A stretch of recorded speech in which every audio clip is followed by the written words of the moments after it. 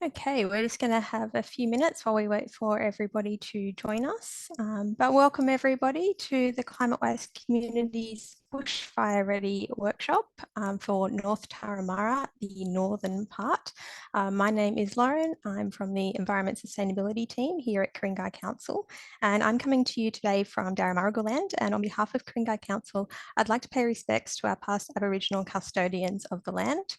We recognise the First Nations people's care and connection with country, and we hope to learn from them in the future. And before we start, just a little bit of basic housekeeping. This session will be recorded and uploaded to our sustainability webinars page. None of you watching at home will be on video at all, but some of your questions and comments might be recorded. If you do have any technical issues during the webinar, please use the chat box in the bottom of your screen. But if you have any questions for our panelists, it would be great if you could use the Q&A box instead. So just think, if I have a question and I need an answer, please use the Q&A box. That way we can keep track of all of those questions easily. Our panelists here with us today, we've got my colleagues from Ku-ring-gai Council, Dr. Jenny Scott, who is our Sustainability Program Leader, and Mark Schuster, our Strategic Bushfire Officer. From the RFS Ku-ring-gai Brigade, we've got Sam Tucker. So first of all, normally we would start this workshop with a pre-workshop poll, but we decided to do things a little bit differently tonight, and we actually sent that out beforehand so that we could share some of the results with you straight that we've found. If you haven't done it yet, please click the link in your email. You've still got time to do it. But what we found is that most people who have responded have not experienced a bushfire before. Only 21% of you have actually experienced it. And also, most of you do not have a bushfire plan. 57% have said no. So you've come to the right place to work out how to get your plan started. For those of you who do have a plan, the overwhelming majority, the plan is to leave early, which is what we like to hear. Most of you, though, are not very confident that your bushfire plan will work. In fact, only one person is very confident in their plan. So we're glad that you're still here as well. Like, maybe you'll still learn something from this evening. And for everybody else, we're hoping that if you do have, and if you don't have one, we're going to show you how to get started in making one. So let's talk about what we're going to do tonight. Now, the Climate Wise Communities program was developed in the wake of the 2009 Black Saturday fires, and it incorporates the findings from the Royal Commission. And one of the key findings was that very few people did have a bushfire plan, and for the people that did, they weren't all effective. So the aim of this workshop tonight is to show you a worst case bushfire scenario in the North Turramurra area and how you can prepare for it. And we'll be doing that, and we'll take you through the Climate Wise Communities website, and we'll also show you some demonstrations on the sim table technology, which was a project. And the technology was developed in the US, but we can use it to simulate local conditions and fire behaviour. So we'll be doing that tonight for North Turramurra. And we'll also take you through some reconstructions of previous fires. We'll look at a major Californian fire and also the Gospers Mountain fire, which is a bit closer to home. So I'll hand over to Jenny now to take us through the campfire in California.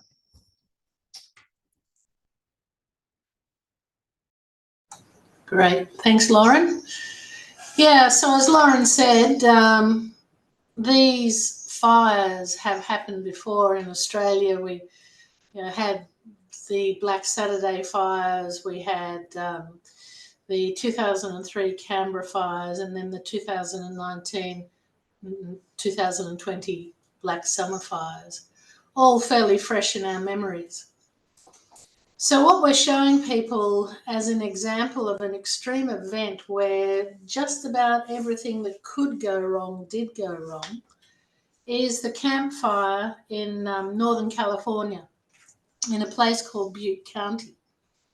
Now, this would turn out to be one of the costliest fires in US history. And until the recent La Niña fires in Hawaii, was the most expensive bushfire in terms of damage in the history of the US, but sadly the La Niña fires overtook that record. Not a record you really want to break, but that was earlier this year. So the conditions in this area leading up to and during the fire created a highly combustible fuel load. The mountains and forests that surrounding the area were heavy with grass cover due to a wet spring. An unusually dry autumn had occurred, and there were very low humidity levels due to the hot winds coming off the desert. So the fuels were unusually dry, and that's a key point, I'm sure, as Mark will tell us later. The fuel loads in and around the township of Paradise, and Lauren will just point out where Paradise is, because that's the focus of our attention tonight. The fuels around Paradise were at a high level, and they hadn't had any recorded history of being burnt. So this wasn't an area where fires were all that common. On Thursday, the 8th of November, around 6:15 a.m., you can see down below on this map, there is a time in American month, day, year format, and it shows you the time in the morning as well. So at the moment, whoops, Lauren slipped ahead of me there. We're at 7:15 in the morning, and the fire has ignited, and it is due to a fallen power line. Now, they dispatched fire vehicles to go up there and put it out, but the mountain roads were virtually inaccessible because they were so steep and windy, so they couldn't actually get to the seat of the fire to fight it. The winds were blowing so strongly that the aircraft were grounded for the moment. So this fire just burned unchecked. So wind speeds at this stage were gusting up to 85 kilometres an hour, and you can see some spot fires starting about 5 kilometres ahead of the actual fire front. Now, the community in the township of Ku-ring-gai didn't receive any warning before the fire hit the town around 7 a.m. And a caller at 7:07 a.m. reported that the fire was ripping through Ku-ring-gai as a result of the high winds. They then went on to say that they were trying to evacuate people, but it was very, very difficult.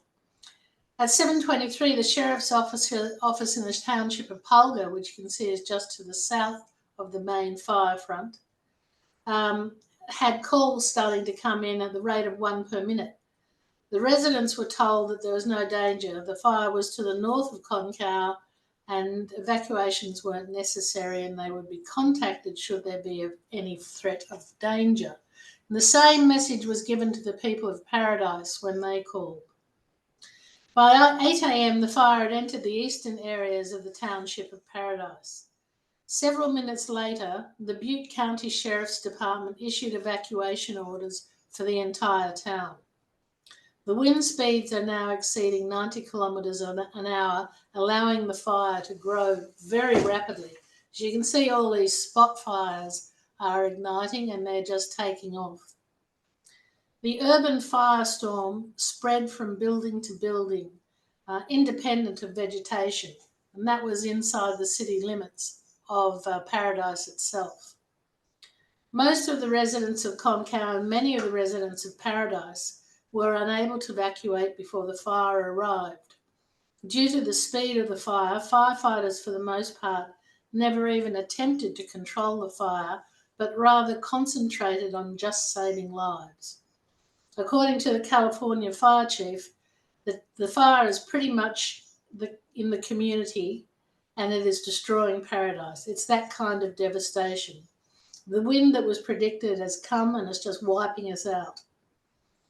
The first 4 hours of the fire saw a cascade of failures in the emergency alert system, as it was rooted in a patchwork network with an opt-in nature and compounded by the loss of 17 cell phone towers. These points of failure in a fast-moving fire allowed no room for error by anyone on the ground. Thousands of 911 calls inundated the 2 emergency dispatchers on duty. Emergency calls suffered from human error, and the officials failed to include 4 at-risk areas of the city in evacuation orders. Technical errors on the day meant that the emergency alerts failed to reach 94% of the residents. In the first 4 hours of the campfire, so called because it started on Camp Creek, the fire caused 86 civilian deaths and 12 civilian and 5 firefighters injured.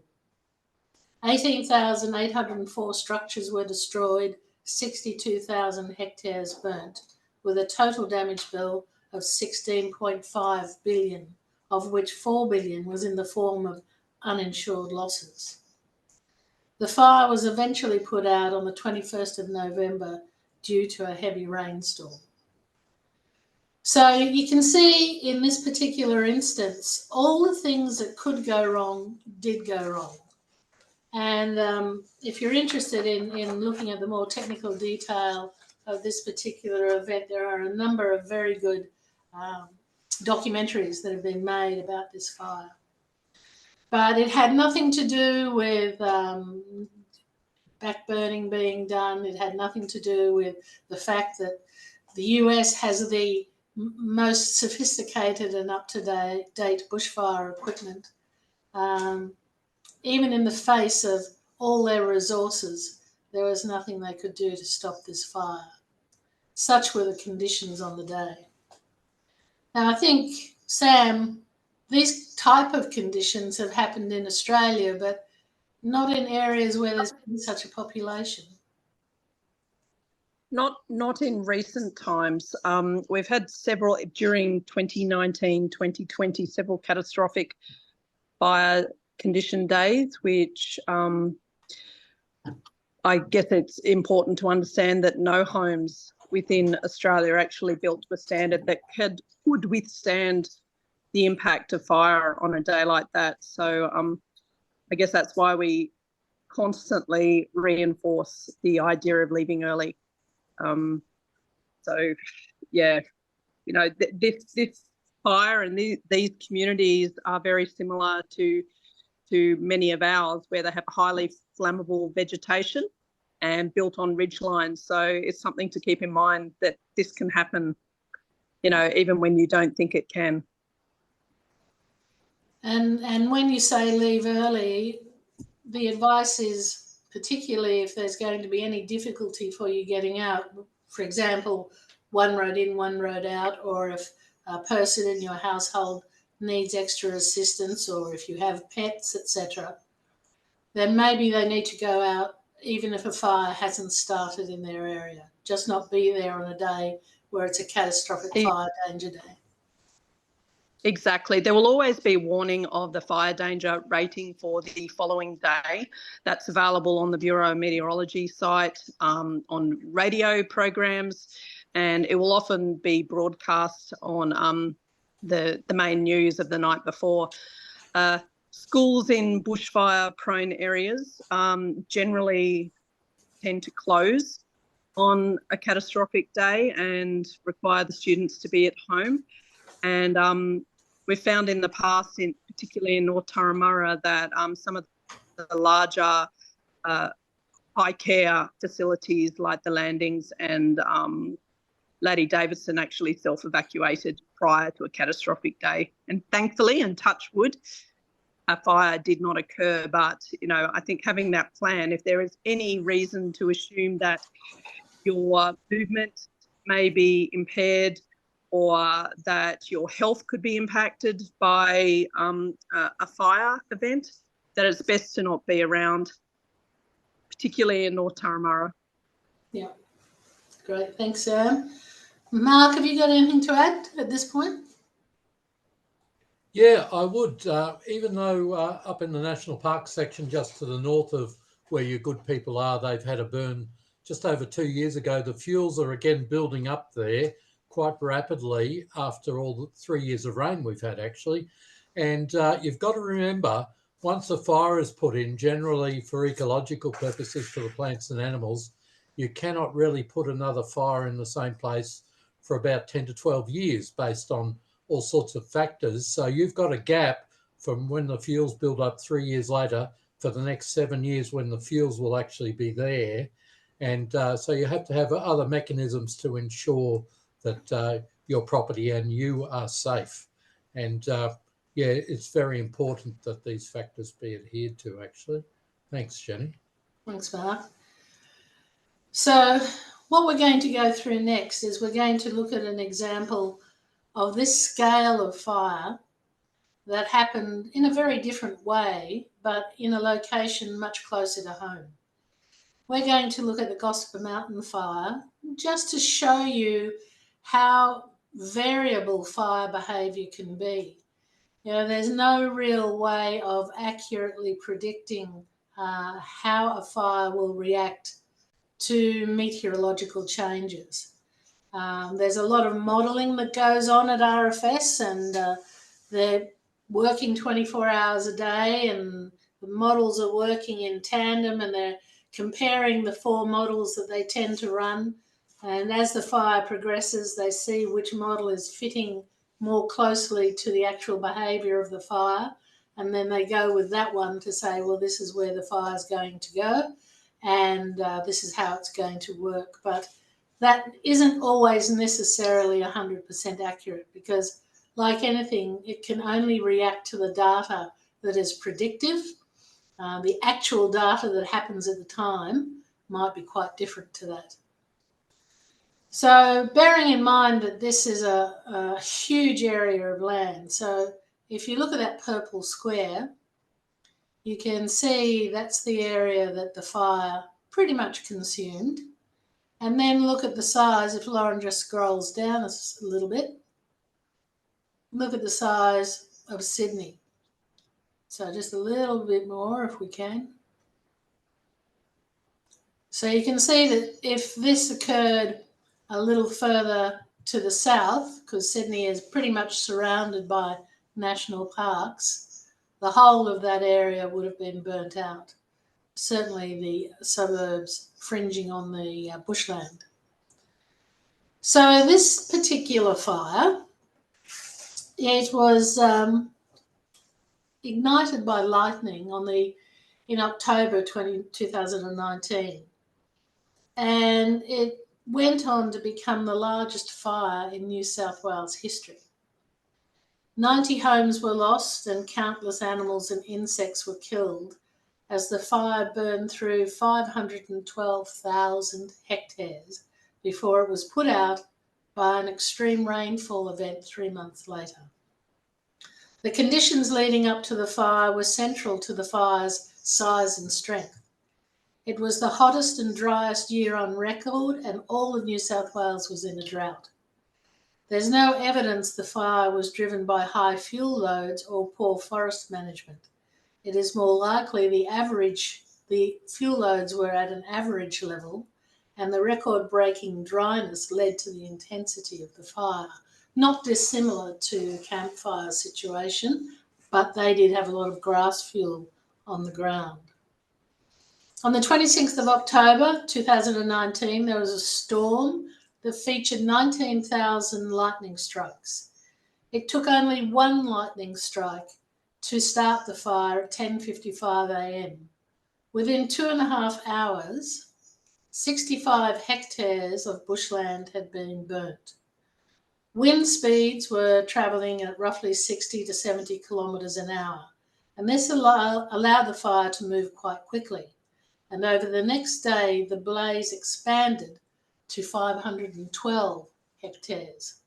Now you can see again, we've got the date and we've also got the time down there, so you can monitor how the fire's going. Now, just to say here at this point, this fire actually went for 3 months. So we can't sit around here for 3 months to show you how that works. So what we're going to do is Lauren can speed the model up and take it to points that really have the key messages that are most interesting that came out of this fire. So the high winds also meant that the helicopters couldn't fly, and deploying firefighting teams and firefighting resources was difficult because they were already busy with fires all over the state.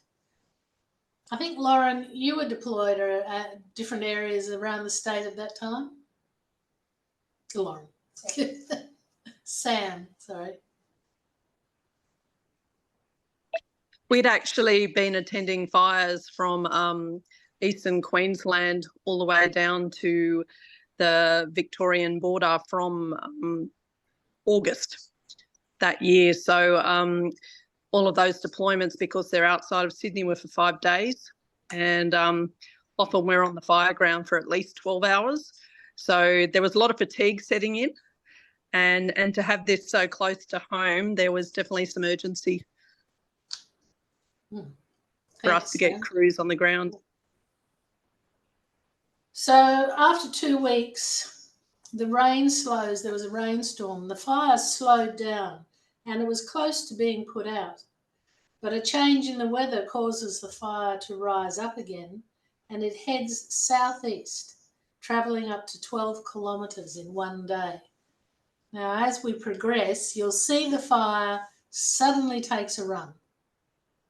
And it's a very fast, very rapid run to the southeast.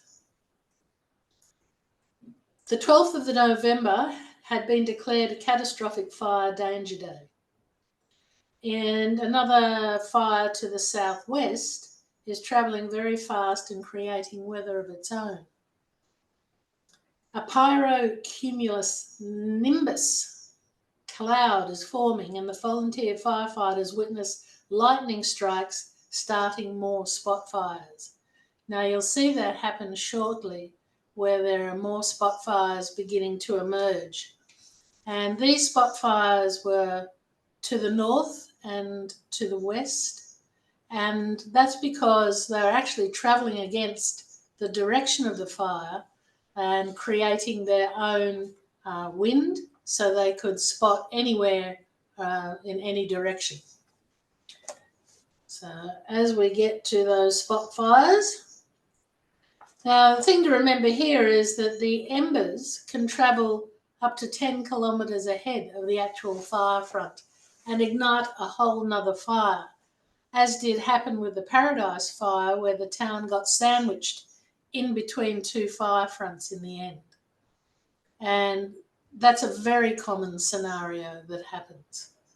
And you'll see when these spot fires start that a lot of people were in the firing line from 2 different directions. I think, Sam, you know a bit about that, don't you?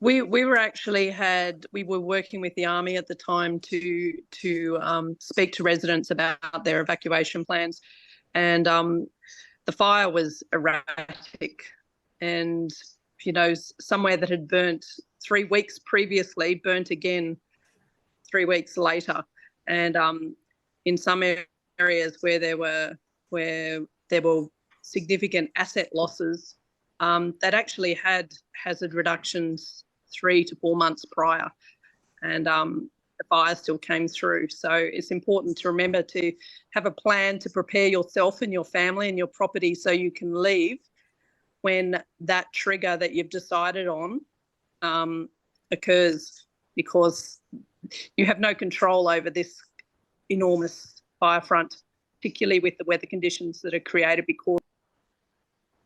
Yeah, that's right.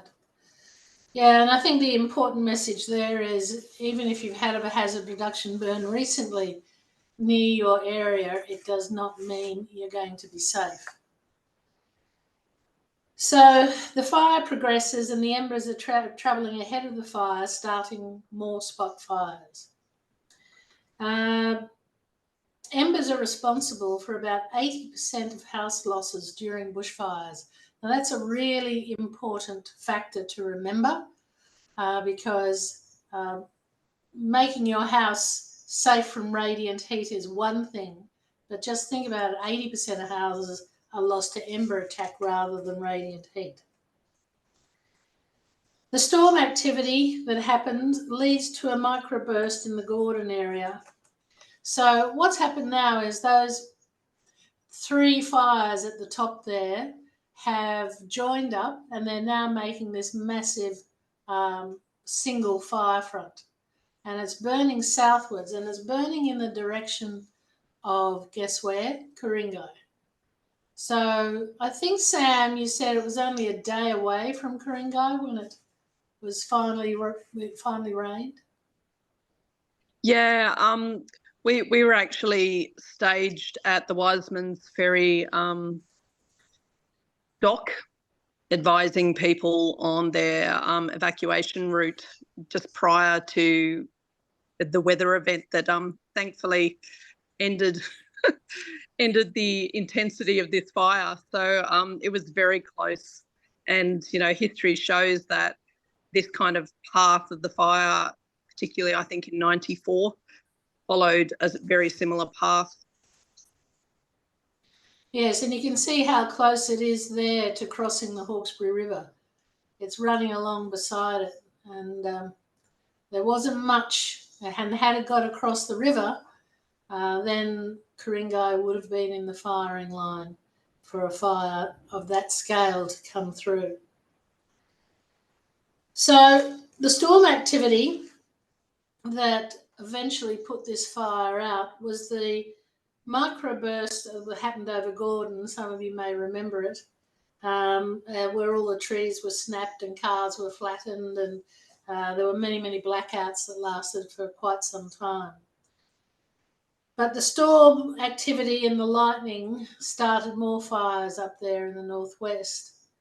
So as this fire progressed right through to the point where the main fire was put out thanks to the rain, that particular rain event that did put it out was the same rain event that took the Warragamba Dam from being 40% full to 90% full in 3 days.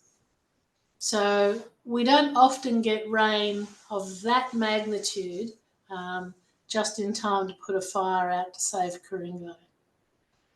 So you can see there that it's become a mega fire. It is massive, 512,000 hectares. And at this stage, all we can say is that a lot of areas, Hornsby, Berowra, through to Gosford, right through, in fact, it would have burnt right through to the coast had that fire come across the river and kept going. Mark, anything you want to add to that? Yeah, with fires, it's not just the fire front you have to watch, it's the spotting well ahead of the fire, which forms new fire fronts. And the thing is, embers can travel up in the air and then go another 5 to 10 kilometres quite easily in front of the fire with the winds driving it. They land on top of a ridge and a new fire front starts. So that's the issue. It's not just the fire front, but the embers travelling ahead of a fire. And remember, they can lodge absolutely anywhere. As I tell people around Ku-ring-gai constantly, every house in Ku-ring-gai can truly be under ember attack. Every house, whether you're up against the Pacific Highway even. So it's that vital that you protect your property against ember attack. Thanks. Thanks, Mark. Okay, so that's the local example we wanted to show you, so you get an idea of the scale of these catastrophic events and just how unpredictable they can be. And now we're going to do a simulation to see what an extreme event might look like in Ku-ring-gai. And in particular, we're going to focus this one to the north of Ku-ring-gai. Now, the way we do this is that we set up the sim table that does the demonstration with this, and it has some software programs behind it that have the local vegetation factored in. All the geography of the area is factored in. The wind speed we can alter and vary during the day, and you can see how the fire responds to those changes. We've put in a temperature of 35 degrees and we've put in a very low humidity. So what happens, the conditions that we've created to show you this simulation are the kind of ones that we had for Gosford Mountain, or that they had for the Camp Fire in the US. So we're going to say that there's very dry. It's on the back of a, maybe not a drought, but a couple of days, a couple of weeks at least of long, hot, dry, windy days. So the fuel is set to burn. It's primed to go. And we're not saying this is how a fire will occur in this area. It's just one of 1,000 different ways it might occur. But when you do your bushfire plan, which we're going to integrate into this simulation, we want you to think about what you could do to reduce the risk to your family and your property. Because at the end of the day, the RFS, fire and rescue, police, council, everybody else is doing things. They'll be actively implementing their strategies and plans, and we need you to be on the same page and actively following your plan. And by going through the Climate Wise Communities website, you'll see how you can create that plan. So we've started a fire just up there to the west of the Pacific Highway. Now, how that fire started, it might have been a car accident, it might have been a lightning strike, it might have been arson, but that's pretty rare. Any one of the above factors could have ignited that fire. And you can see Lauren, that blue wheel up there to the left. Lauren's got the wind speed at the moment going at about 40 kilometres an hour. So it's a fairly strong breeze, but not outrageously so. So at this point in time, Sam, what would RFS be doing? If this is an extreme or catastrophic fire danger rating day, we would have what we call strike teams ready and preemptively staged at our station. A strike team is 5 trucks, and so Ku-ring-gai has 3 Cat 1s in Ku-ring-gai with Clara as well. So that would require that we have 5 trucks across the Hornsby Ku-ring-gai district. When this fire has started, we would probably receive an alert, and because of the extreme or catastrophic fire danger conditions, all we would need to do is confirm that there's a fire. We wouldn't attempt to put it out, and we would report that back to our fire control centre. And in hazards near me, there would be an alert level put up to advise the community of their risk. So with the way the fire is moving and the wind direction and the wind speed, it's very likely warnings would be put in place for North Turramurra and North Turramurra at this point. Right. And Mark, what would council be doing at this point? Yeah, actually, Ku-ring-gai Council with Hornsby Council would work together in their local emergency management group with the police, with RFS, Fire and Rescue, and also Main Roads. They'd all work together to work out, particularly with the weak links in evacuation. If evacuation was needed, they'd be planning ahead where the weak links were, so traffic could get through those points if evacuation had to occur. They'd be just looking at it very, very closely. But also I want to mention, you can see on the north side of Turramurra, you can see that brown area where the hazard reduction burn has taken place about 2 years previously. So that might actually slow down, I'm saying might lessen the intensity of a fire impacting North Turramurra, if this fire gets there. Thanks. Okay, so we're going to have a look at the Climate Wise Communities website. We've heard from RFS and Council what they would be doing if this fire occurred in this area. So now we're going to have a look at what you could be doing. And the important thing to remember about this is it's a very comprehensive bushfire planning tool. It's not your quick fix one. So just be prepared to put a little bit of effort into this one, but I'm sure you'll find it well worthwhile if you do. So if we scroll down, we'll see that there is a get ready, or ready check that you can click on. And it just is the usual disclaimer. And step 1 is about assessing the risk of your location, of your actual property. Now we're going to put in an address of a property in your area that has been randomly selected. And what you'll see is that there is a map comes up, and it has the border of your property around the map. And you can see that there is some shading there, some different colours, and all those colours mean a certain hazard. The hatching that you see means it's got evacuation issues. Getting in and out could be difficult. The yellow is the ember attack. The deep red is the bushfire prone lands map. And the purple is still a vulnerable residences for ember, although not as vulnerable as the ones in yellow. So we scale down, and you'll see there is a summary of the kinds of risks that your property needs to prepare for. Now, the extreme events that we cover are not just bushfire, but bushfire and ember attack are both ticked, so they're issues. Exit issues, that's going to be a problem, whether it be a bushfire or a storm. No flood issues, which is an advantage. And storm and heat wave are issues for every property in Ku-ring-gai.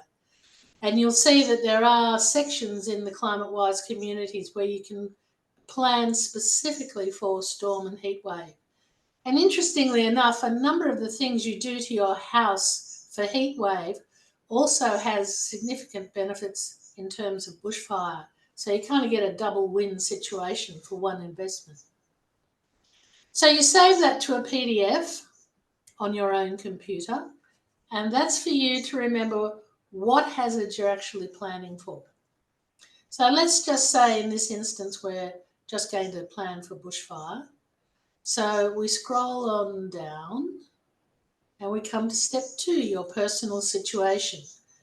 Now, the characteristics of your household and the people who live in it are going to help you determine some very important points for your plan. For example, what's your trigger to leave? That's going to be one of the big questions. Is it going to be if there's a catastrophic fire warning for the next day? Is it going to be if a fire ignites within 10 kilometres of your property? Is it going to be if there's an alert, fires near me app that says, get ready? You've got to decide for your circumstances what is the alert that you're going to use. So, and that's going to be subject to a number of different variables. So if you live alone or with other people, now when you tick on whichever one it is going to give you a little bit of a hint about why that's important in your plan and how you might be able to take advantage of that fact that you live with other people. The sorts of people in your household, for example, you may have children, and if you do have children, particularly those that are very young with a high level of dependency, special attention needs to be paid in that emergency. Older children need to be told what to do, and ensure your plan communicates with the children. And it's a very good idea to do the plan with the children. And the Red Cross, in fact, have a bushfire planning tool to work with kids on for parents. So if you're a carer for someone who is living with you, that's going to affect when you leave and how you leave.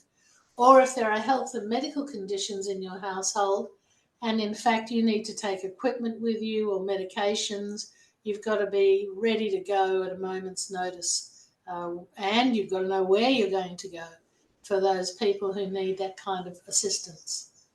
If you've got pets in your household, there's now plans around that you can do specifically for your pet about how to make sure the pet is safe and accessible. So often when animals are in a stressful situation, the first thing they do is hide.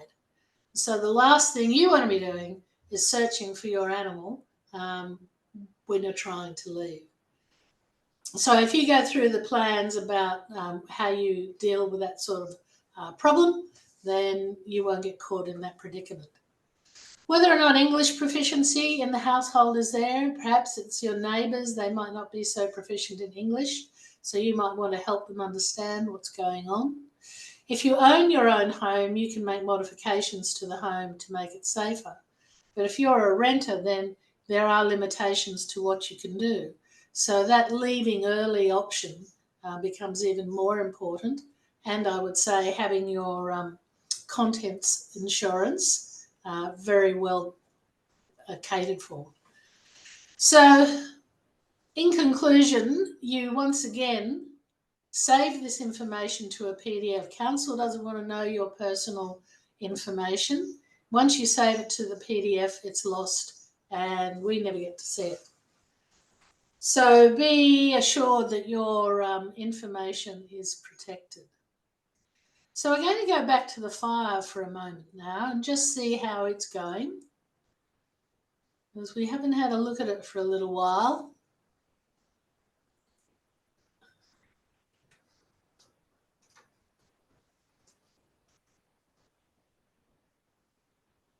Here it comes. Okay, so you can see now that it's still in a reasonably well-contained area, but it's starting to pick up. The spot fires, given the wind is blowing at 40 kilometres an hour, will be appearing ahead of the fire front. And as a rough estimate, we say for every increase of 10 kilometres per hour in wind speed, the spot fires can spot an extra kilometre ahead. So at 40 kilometres an hour, we could say, well, these embers could be igniting fires maybe 4 kilometres ahead of the fire front.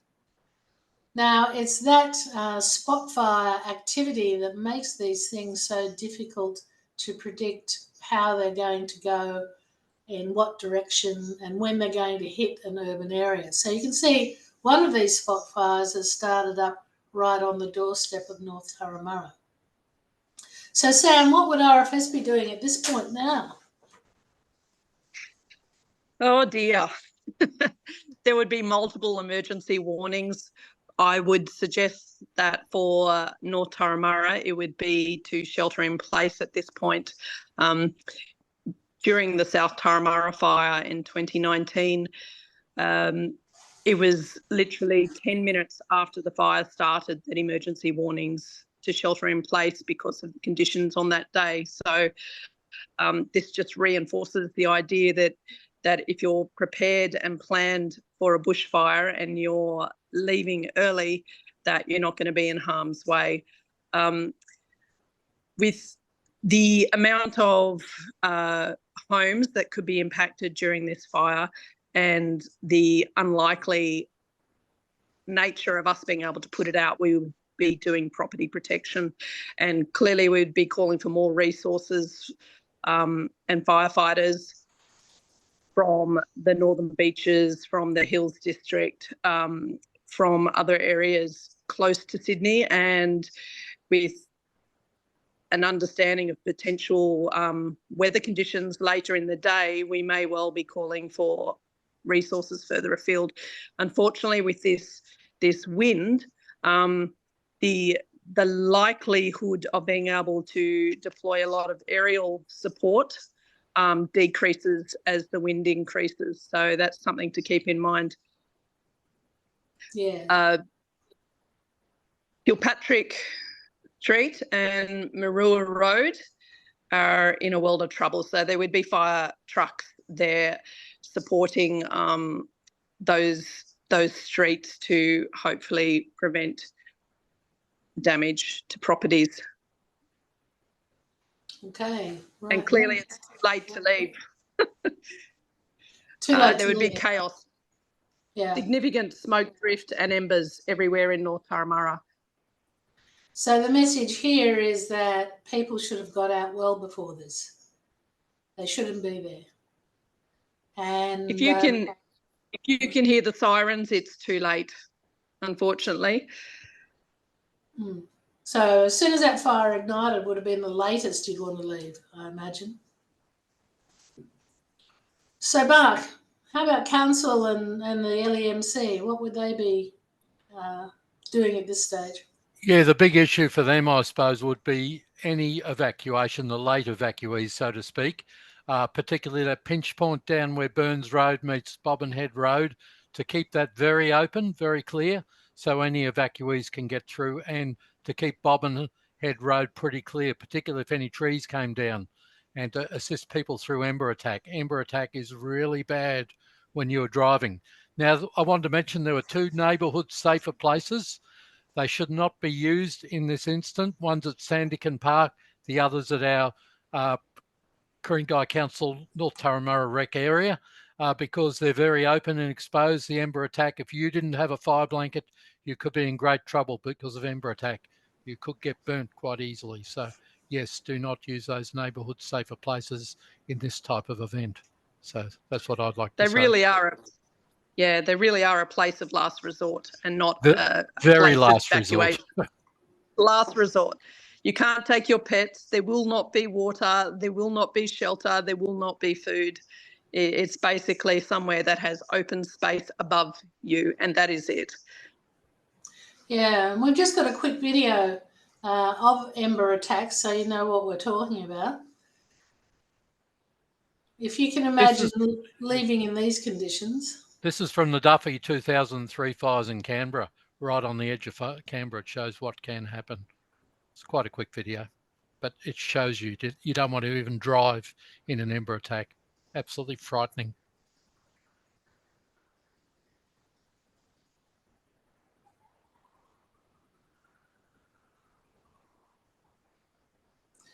And as did happen in Black Saturday, they found more people were killed trying to get out than sheltering in place. So if it is too late to leave, don't try it. You're better off trying to shelter in place, wait till the fire front passes, and then come out. But leaving when the fire is just about to hit is a mistake that's been made multiple times, unfortunately. So again, reinforcing the message, leave early, leave early, leave early. We can't say it enough times. Okay, we're going to whip back to our Climate Wise Communities page, and this is about your property and how to determine how vulnerable your property is to radiant heat and, more importantly, ember attack. Now, if your property is vulnerable, this will give you some ideas about what you might be able to do about that to harden up your property so that after you leave, it's got a good chance of staying intact when the fire front passes. Or if you have to shelter in place, at least you've got something that can survive. Because really trying to stay and defend some properties is just a suicide mission because they are so poorly prepared. So what we get people to do in the very beginning is to just draw a little mud map of the property. We could just scroll down a little bit, Lauren, please. Thank you. So the mud map just points out features that are good and features that are bad about your property in relation to bushfire. So this property has a pool, which is great because it's got a water resource, but do they have a pump and a firefighting hose to go with it? That's another question. They have a lot of vegetation very close to the house and a timber deck, which is an old timber deck that could easily ignite. So there's a few things there for this property. And just because you have a single tree sitting on its own doesn't necessarily mean it's going to cause your house to burn down. And in fact, it can provide some protection from the embers. I've seen plenty of photographs where a house is burned down and the tree next to it is still intact, it's unburnt. So it wasn't the tree that caused the house to burn. So here you can go into whichever hazard you're planning for, because the all 4 hazard types are there. But we're looking at bushfire. So and they're all set up in the same way. They all look at the different parts of your property and the materials that it's constructed from and the type of structure that it is. And if your house description best fits something that's a red block, then that means it's a risk, it's a weakness.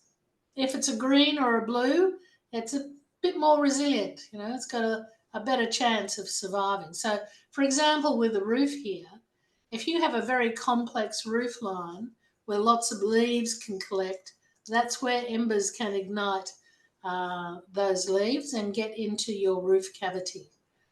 But if you have a metal roof or a roof that was built after 1980 and the mortar is in good condition and there are no gaps greater than 3 millimetres, plus it's fully sarked with a fire-rated sarking, then you've got a very good chance that your roof won't catch fire. There are some things you can do. Roof sprinklers have been tried and used successfully in some cases. When I say in some cases, it rather does depend on a few things. Whether you have an independent water supply, because everybody will be turning on their taps in your area, and the amount of pressure that you get out of the mains water is likely to just be a trickle.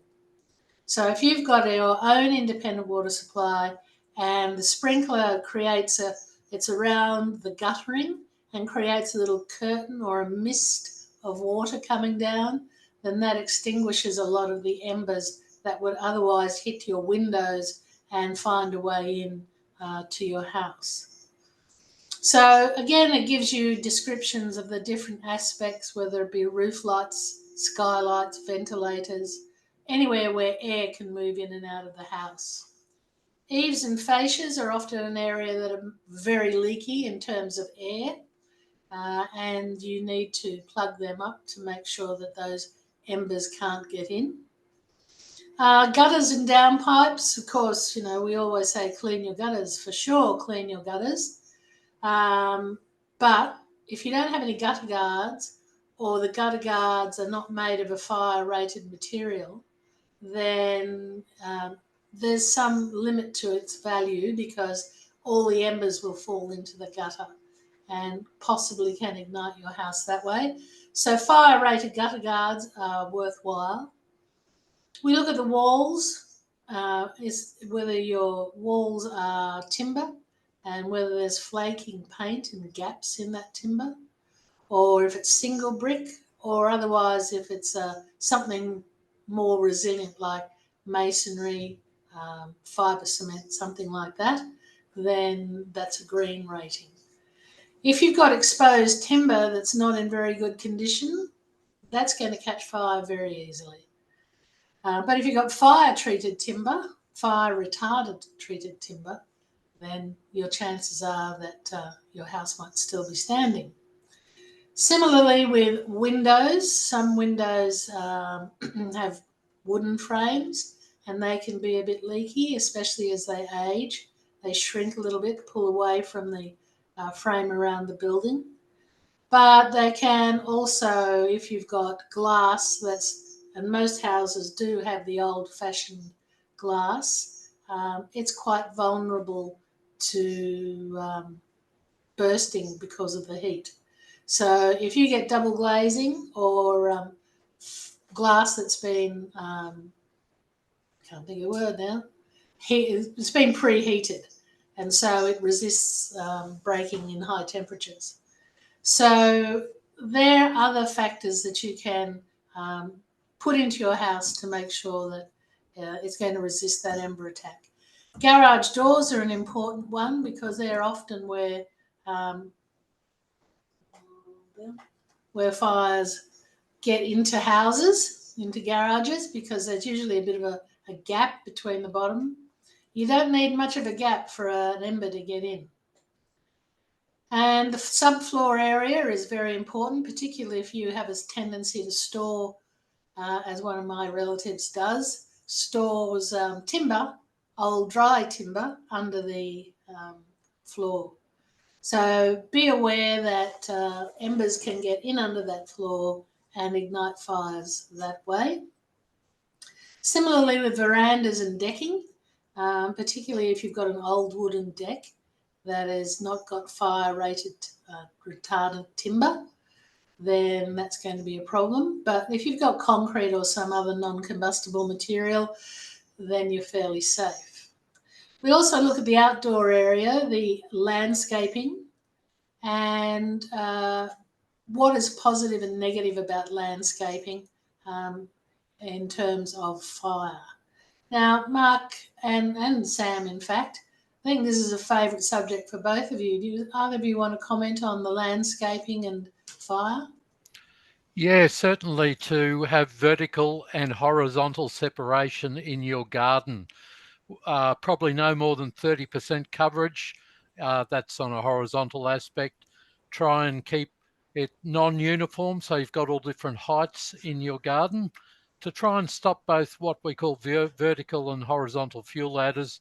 Certainly with enough heat, everything burns, but there's certain plants that are less flammable, some more flammable, and both Sam and myself would have lists of the best plants. Actually, there's a really good resource on the web by Blue Mountains City Council of the best plants to use. So there's many. Would you like to add something to that, Sam? Yeah, you're spot on there. I think if you think of your garden beds as islands as opposed to connected to your house, is a good way to consider landscape management, and also to reduce the height of foliage near any windows so that they're well below it, so that there's not a chance that embers could impact the foliage and then impact the integrity of your windows. And maintaining your garden well, so keeping your lawns as green as possible with regards to watering, and to keep them low, and to remove any dead or dying growth from your garden beds, so that there's less likely that they will ignite in the event of an ember attack. Also, please don't have mulch right up against your house wall. That's another thing. Use little stones instead, but certainly avoid mulch right up against your house wall. Just with that, Mark, during the fire at South Turramurra, right opposite where the fire front was almost impacting the properties, a lot of them had bark mulch around the base of their trees and garden beds, and that was actually self-combusting. And just to reinforce that there was no water pressure, it was like a dribble coming out of the taps and hoses of the residents trying to put these fires out. And it's very likely there won't be any power either. Yeah, good point. Okay, thanks for that.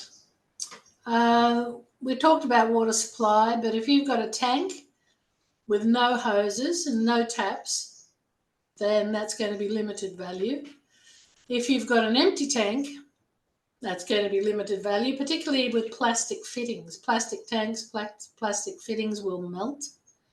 But if you've got a reasonable capacity tank that the RFS can plug their equipment into, then you need to have an SWS sign out the front. Sam, what does SWS stand for? So SWS is a static water source.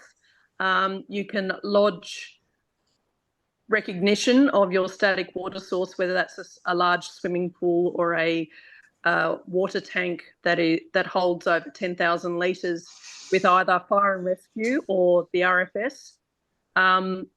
I guess one of the important things to think about when you do that is that if we're going to use that water to protect your property or to fill our trucks to protect multiple properties, we need to be able to get to it. So there needs to be a clear path for us to be able to access that. And we will always have our own hoses and our own pumps. But if we can't get to you, and it's very likely there will never be enough fire trucks for every home, to think about having a petrol-fueled pump to be able to deploy water as well is really important, because like I mentioned, it's very likely the power will be out as well. Yes, that's right. Thanks, Sam. Okay, we look at fences and gates. Obviously, whether you've got a brush fence, for example, running up to your house, that can tend to act like a wick and will carry the fire straight up to your house. But if you've got a more fire retardant type of material, then that isn't so much of an issue. This is always an interesting one with the gas bottles. If you've got gas bottles, the big gas bottles on at the side of your house, the important thing is to ensure that the venting valve faces away from the house. Now, when they're installed, they're usually installed that way so that the valve is away from the house, because the gas bottles are designed to heat up in a fire, and when they get too hot, the valve, the pressure inside, releases the valve, and the gas shoots out like a long tongue of flame, 3-4 meters long. So you have to make sure it's not pointing at anything flammable. So don't have it turned towards the house, because it will be like a blowtorch on the house. And the same needs to be said of gas barbecue bottles. If you disengage the gas barbecue gas bottle and remove it somewhere else away from the house, again, make sure the venting valve isn't pointing at anything flammable.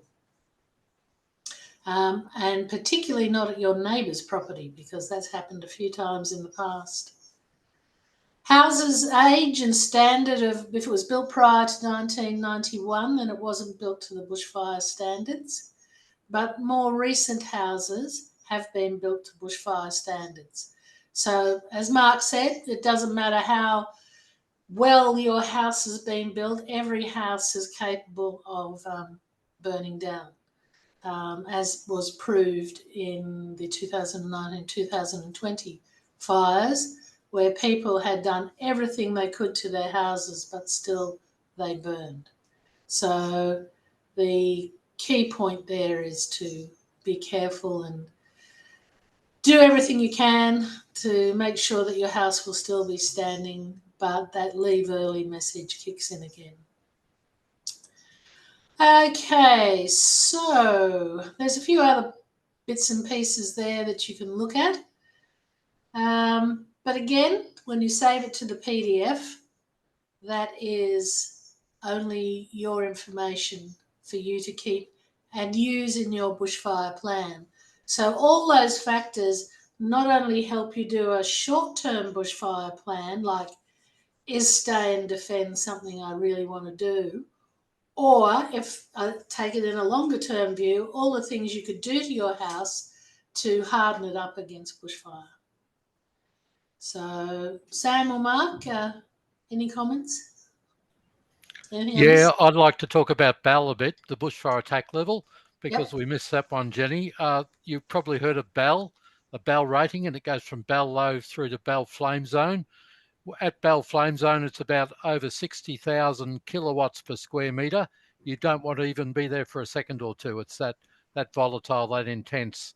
So they try and build houses right up against the bushland urban interface to a Bell flame zone, which is about 40 to 60 to 80 kilowatts per square metre. It's pretty resistant, but you still wouldn't want to be in such a house during an intense bushfire. Certainly a small short run fire run, you could be in the house and survive. But my relatives actually at Kinglake were in a fairly well-built house, and the coronial inquiry came up with about 14 to 1500 degrees centigrade within the house, even though it's a pretty resilient house. So it shows you actually you don't want to be there in an intense bushfire. So these are the bushfires that are driven by winds, probably from the northwest.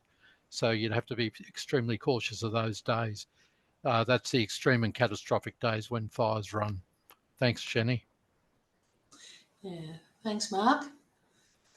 Okay, so Sam, did you want to? I wasn't sure whether you wanted to add anything there. Nope, all good. Okay, so we'll move on to our fire and just see where it's got to now. Okay, so that's where we left our fire. Now we're going to ramp up the wind speed. So you can see that blue circle, and Lauren's going to extend that arrow out to the maximum, and that's going to take our wind speed somewhere close to 90 kilometres an hour. So a little bit stronger. Now, one advantage, we've done some hazard reduction burning along what we call the asset protection zone on the western side, the direct western side of North Turramurra. So it's probably helping keeping the fire away from some of those properties right on the western edge of where the interface is. So we call that strip burning we do in the asset protection zone. We've done quite a lot in the last 2 years in these APZs, we call them. So it's probably helped a bit in this modelling. Okay, thanks, Mark.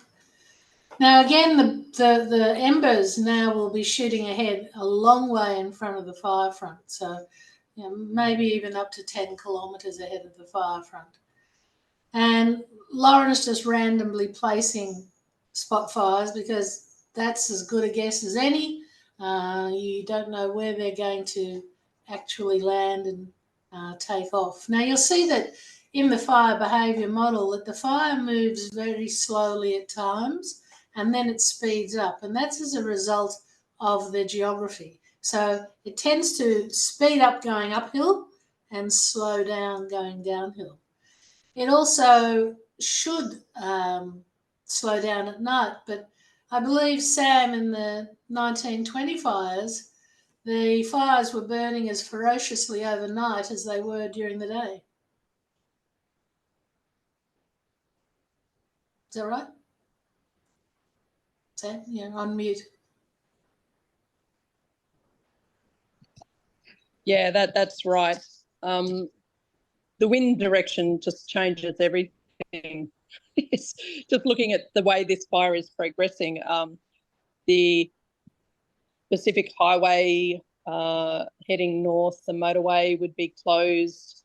There'd be probably traffic control on Monavale Road, significant smoke drift across the whole of Ku-ring-gai, emergency warnings in St Ives Chase, and very likely evacuation warnings for St Ives and areas along Monavale Road. So doesn't look good, does it? and this, I need to reinforce, this is one of many simulations that could impact Ku-ring-gai. But fires like this have happened before and they will happen again, and it's fairly evident that the climate is very erratic at the moment. And if you just look at this week's weather, we're experiencing heat wave conditions. If we had a further 3 weeks of conditions like this, a fire that looks like this could be, could happen around Christmas time. So it's never too late to plan to leave early. Right. Okay. Thanks for that, Sam. All right. While that fire continues to burn, we're going to go back to Climate Wise Communities and have a look at the last sections. Now, these last sections cover 2 important things. One is about your neighbourhood and how well you know your neighbourhood, and what kind of organisation could you create with your neighbours to help each other in the event of one of these major fires. Now, it could be a storm.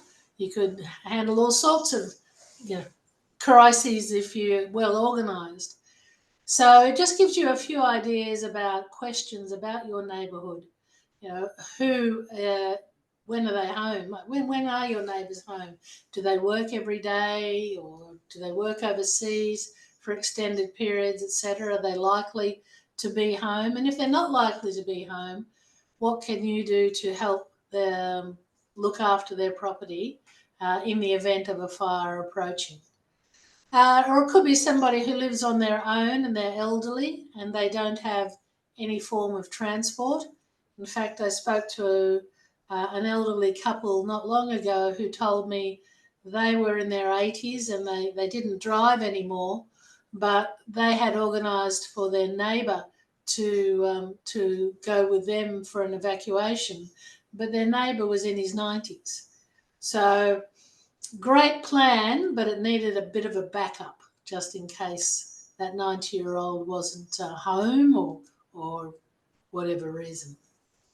So getting to know your neighbourhood and working your way down through this template just gives you a brief idea of the kinds of information that you could talk to your neighbours about and how you might get together to create a bit of a plan on how you can help each other in these events. Now, we have the fire and rescue have these community fire units around Ku-ring-gai, and they're great. They look after the community fire units, and normally our fire and rescue people are with us, but unable to make it tonight. But these community fire units are given training, they're given equipment, and their idea is to make sure that they're not there to fight the fire as the fire front comes through, but to go back afterwards and try and prevent properties from burning down if embers are lodged in the roof, or because a lot of houses burn down after the fire front's passed. So that's where their role comes in. And they know their neighbourhoods really well. They know each other really well. They're very well organised. And it's a great asset for the street. So again, that's the questions that you scroll through, and the same thing, go to the PDF and it will be saved to your computer. So the final thing is we give you some links to various bushfire survival plans that are out there already. The templates, you can use this information that you've gathered from going through climate-wise communities to fill in your bushfire emergency plan. The one that is the obvious one is RFS. They have their version of a bushfire survival plan. So does Red Cross, and the Red Cross have some fairly specialised ones, such as ones for children, ones for carers, or just their general bushfire app, which you can find easily by searching Red Cross bushfire. So at the moment, they're the references that we provide you with so you can create your plan. Now, once you've created your plan, the last thing that we do is that we look at the what if wheel. And the what if wheel came out of the research done by RMIT after Black Saturday about all the reasons why people's bushfire plans didn't work. And it was almost universally because the fire didn't happen the way they thought it would. So what RMIT has got put together is all these contingencies. So if you get no warning, what's your contingency to back up your plan in the absence of any warning? Okay, so you've got to have perhaps more than one way of getting a warning. You can't reach your elderly parents. They might live in a bushfire zone and you can't get to them. What's your plan? You have to plan with your elderly parents how you're going to communicate, when you're going to communicate, and that's an obvious leave early one. Phone and internet being down is very common because you tend to lose the power, and of course then we don't have the internet. And not a lot of people have landlines still. A few do, but again, they can be interfered with, can come down as well. So you might only be left with the radio messages, and the broadcaster for all emergency warnings is the ABC. Alternatively, the Fires Near Me app that RFS puts out also has the warnings. No water pressure, what are you going to do? Particularly if you don't have a tank or a pool. So you can work your way through these different things that can happen, will commonly happen, to interfere with a bushfire plan, and just see if your bushfire plan deals with those issues. Now, this isn't all the things that can happen, but they are the ones that very commonly happen. So it's kind of like a little test for your bushfire plan. Okay, so Sam, anything to, we're going to just go back to the fire in a second, but do you want to add anything after that?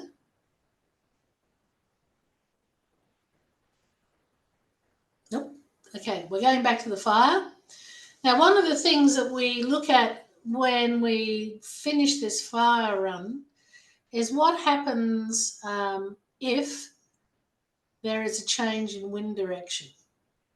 Now you can see the wind has been fairly consistently coming out of the northwest, but we know when the weather changes that there's often a southerly buster comes through, cools those hot summer's days down.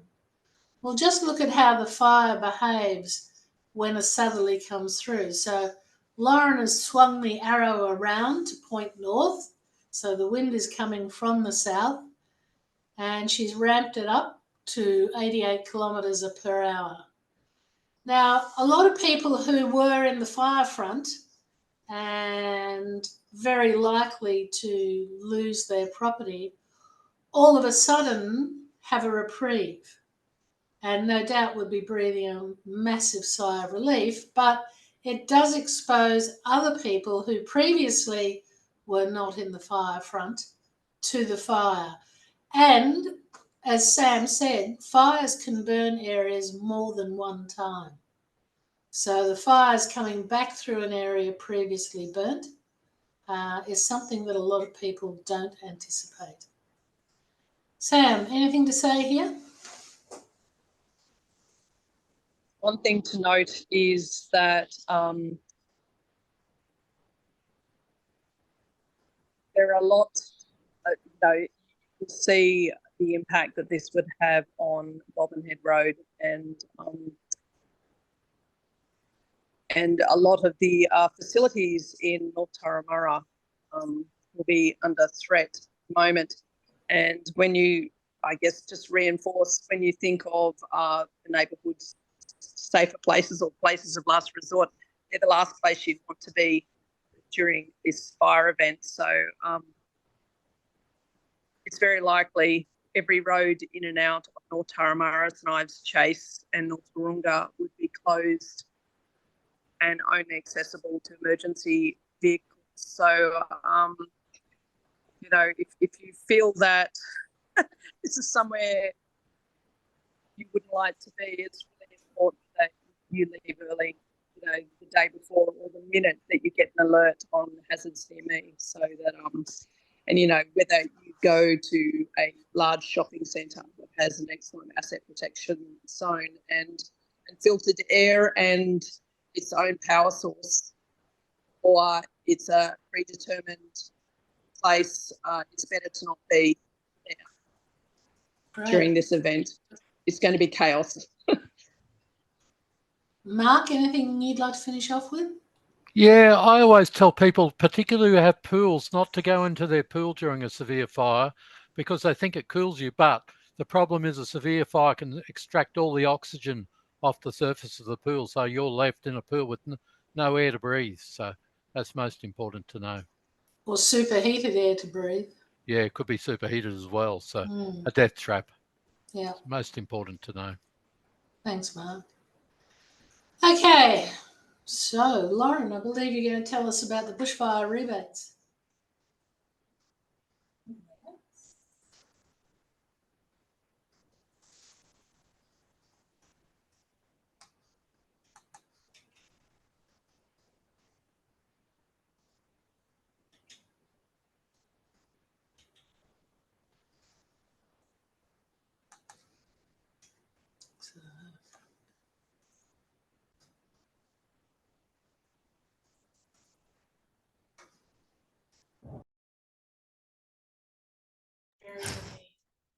website.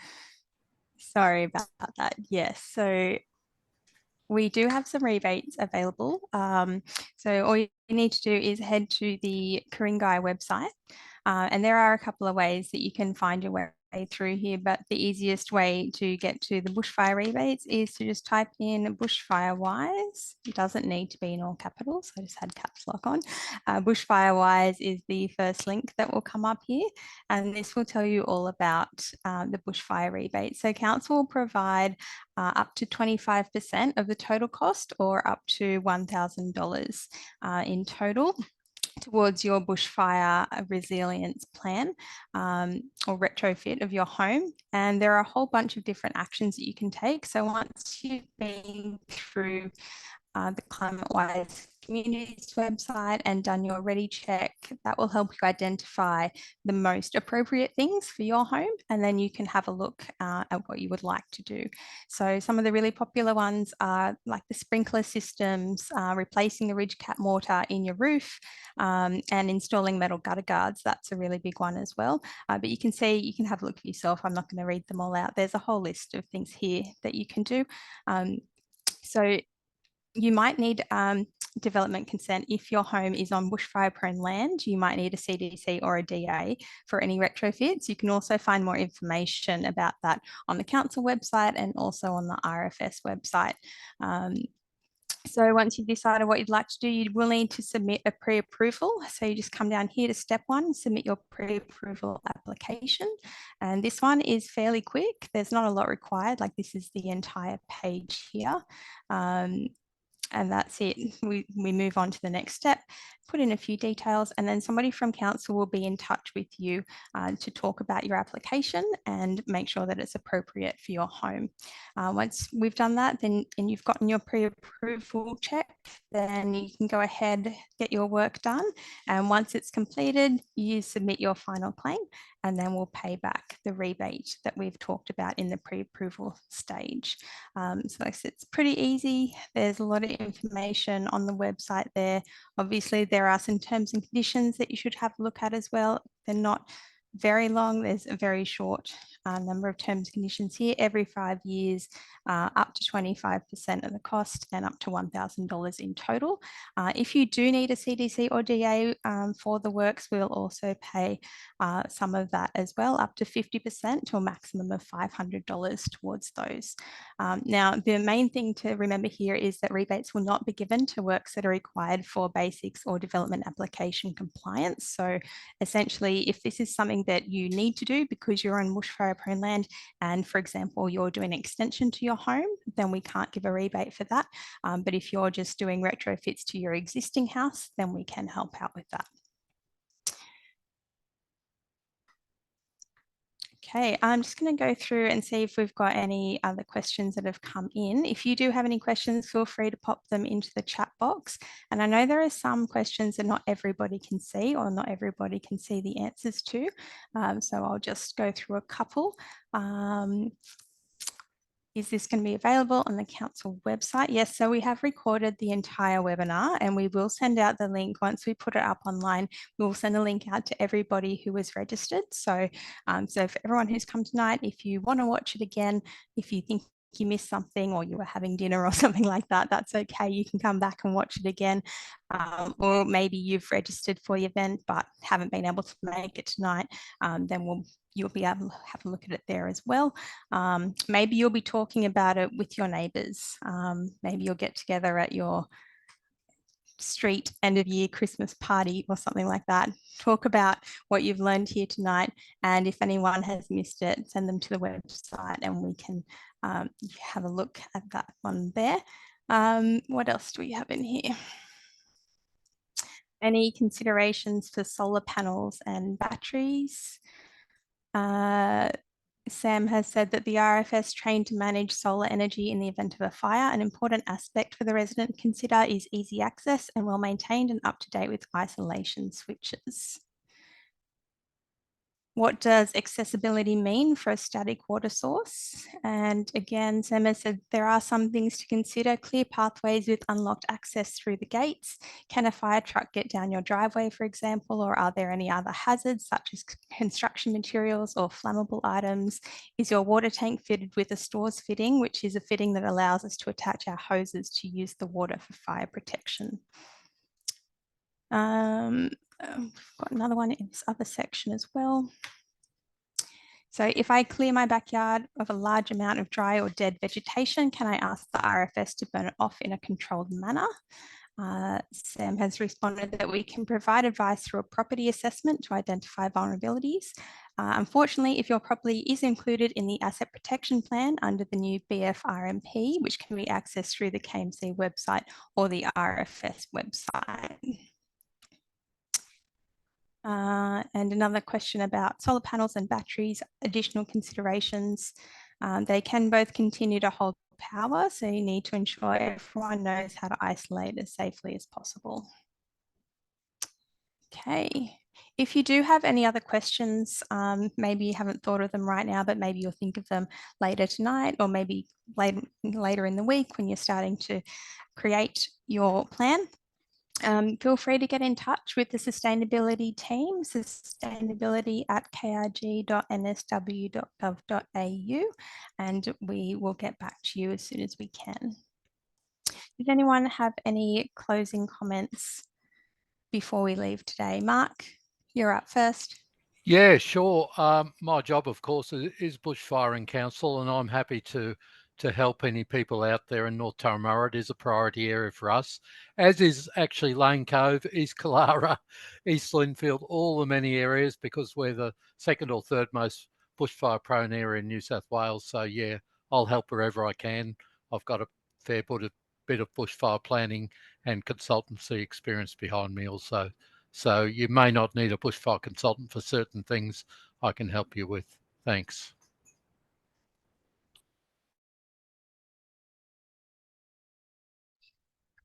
I guess what I'd like to add is that, as Mark's mentioned, we actually have nearly 15,000 homes on the bushland interfacing Ku-ring-gai. And in Hornsby, Ku-ring-gai, it's just under 30,000.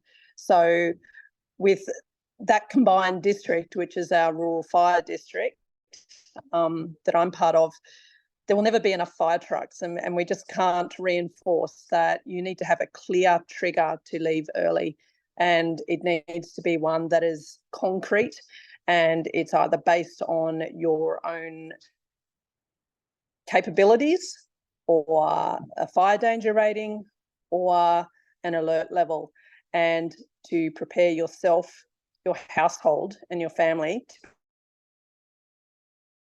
be able to leave early. And stay safe, everyone. I guess the one thing that I'd like to finish off with is just to say that hopefully we've demonstrated to you that the RFS, what they're doing on those days, what council is doing on those days. I know if fire and rescue were here, or the police, whole range of other agencies, national parks, could be telling you exactly what they're doing at any point in time. What we need you to do now is to know what you're doing at any point in time, because the one piece of the jigsaw puzzle is missing, and that's the residents having a plan.